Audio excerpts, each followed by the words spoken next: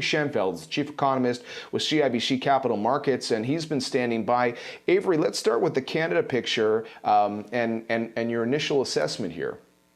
So this is a significant surprise, but it's really a gift that came 1 month earlier than we thought. So we knew that that the economy was transitioning over the course of May from terrible to not quite as terrible. The issue for forecasting the May jobs number is it's a snapshot in the middle of that month. So we did know that by the end of May, businesses were hiring.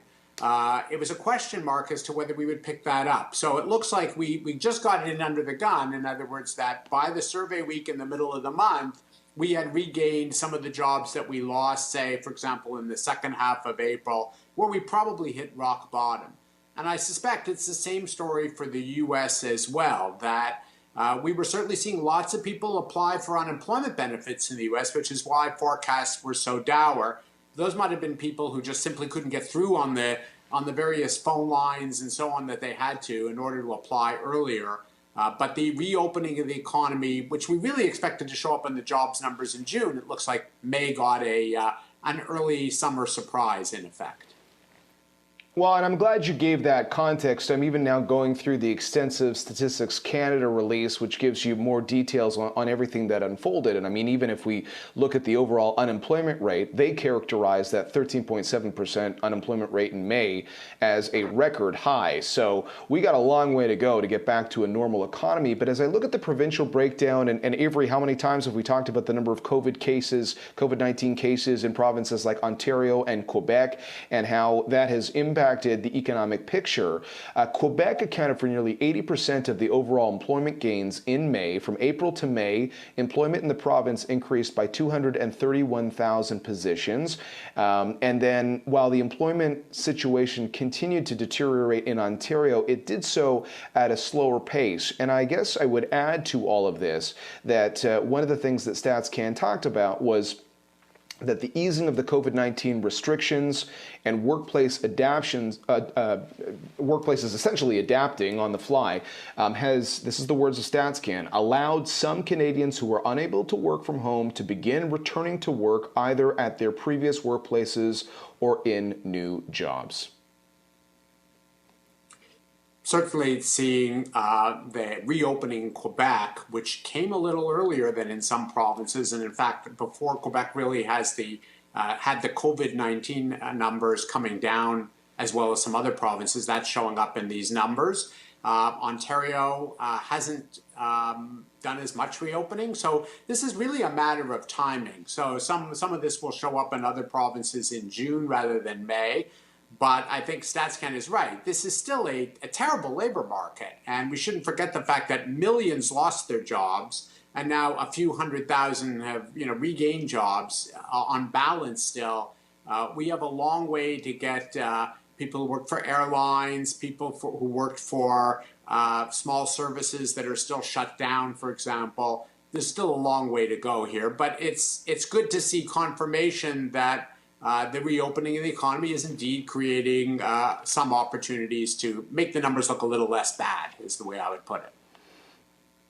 Avery, one thing that they talk about in the StatsCan release, and if you're just joining us, folks, we saw job creation in the Canadian economy in the month of May. The expectation was we were going to actually shed 500,000 jobs, so a huge surprise here and a better than expected unemployment rate. But as Avery was noting, these are still pretty negative numbers when you think about historical context here. But one of the things that StatsCan says is the number of Canadians who wanted to work but did not look for a job remained high in May, falling from about 1.5 million in April to 1.4 million. But that is still a pretty elevated level. And StatsCan has been pretty focused, Avery, over the last few months on trying to identify this group where, normally people will go out and look for work, and it kind of changes the math on how we look at the employment picture. But it's been complicated by the fact that a lot of Canadians have been told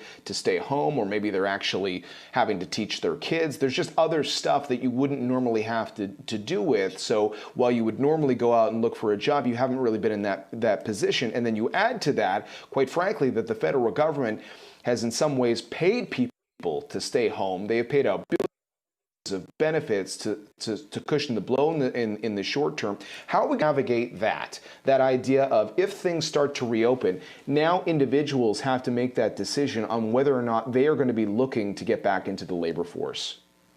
And look, I can sympathize with some people. First of all, many know that in the sector they were in, if you were working for a live theater company, for example, you know that there's no job to apply for. So you're waiting for that to reopen. And many people also have a specific employer that they were working for, and they know that they at some point will be called back. So in the meantime, they're not looking.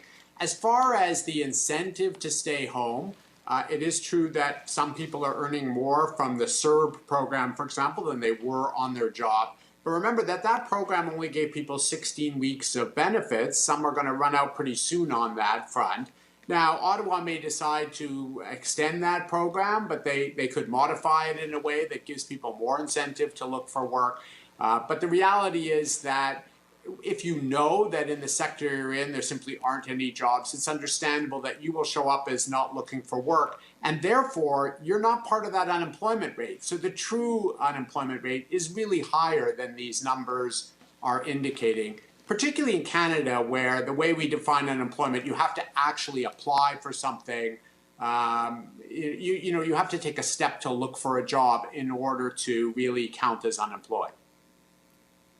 All right, and for those just joining us, just a reminder that the Canadian economy created almost 290,000 jobs in May. This is a shocker, folks, compared to the expectations on Bay Street, where we thought we'd see 500,000 jobs lost. Avery Shenfeld still with us. I do also want to go over some of those U.S. jobs numbers, because that's not only important to the markets, Avery, it's also important to what happens here in Canada. Obviously, there are a lot of Canadian businesses that are also depending on a rebound of the business climate south of the border, and especially there's been so many concerns with the growing unrest on the streets of the United States. But the American labor market unexpectedly rebounding in May, non-farm payrolls rising by 2.5 million. We had seen a 20.5 million job loss in the prior month. And the jobless rate, I mean, as dramatic as it has been, in a negative way, is 13.3% during the month. That's down from what we had seen in the month of April at 14.7%. Avery, what is your assessment of what's happening in the U.S. and how might you compare that to Canada? Again, it seems to be a similar story, that what we're seeing here is that some of what we expected to show up in numbers for June actually made it by the deadline. In other words, by mid-May, when we took this snapshot of the economy, enough states had relaxed some restrictions that we were getting these jobs back. I think what threw people for a head fake is that we were still getting an increase in unemployment benefit claims that looked like there were still lots of people losing their jobs. Although there was a hint that if you look at the continuing claims numbers, which are showing how many people who previously were on unemployment benefits are still on them this week, those numbers have been easing off. So they were giving a signal that maybe the worst was over. But certainly we didn't expect to see an outright job gain like this. And we're going to have to revise the June numbers. To some extent, it means that we captured more of what we would have built in for June.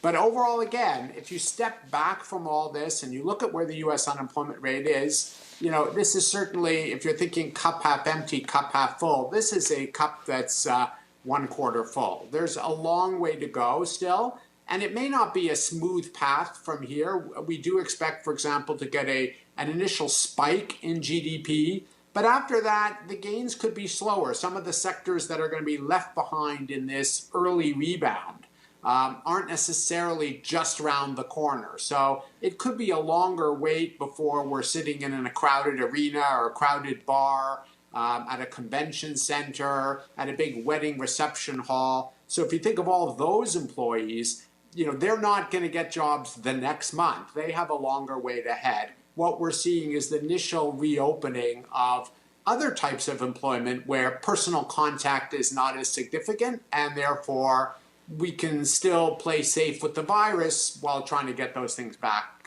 working again.